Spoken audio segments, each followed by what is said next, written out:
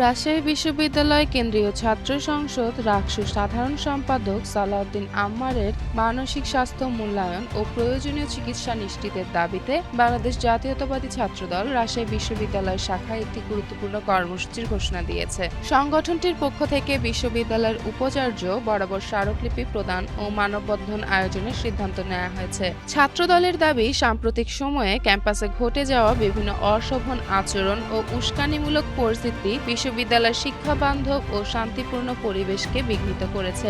এ প্রেক্ষাপটে রাকসু জিএস এর মানসিক স্বাস্থ্য পরিস্থিতির পেশাদার মূল্যায়ন এবং প্রয়োজনীয় মনোসামাজিক সহায়তা নিশ্চিত করা জরুরি। সংগঠনটি মনে করে, দায়িত্বশীল পদে থাকার কারো মানসিক সুস্থতা পুরো ক্যাম্পাসের পরিবেশের সঙ্গে গভীরভাবে সম্পর্কিত।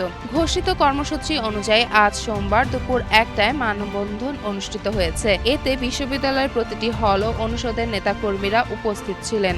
চেমন ফারিয়া, জনকণ্ঠ।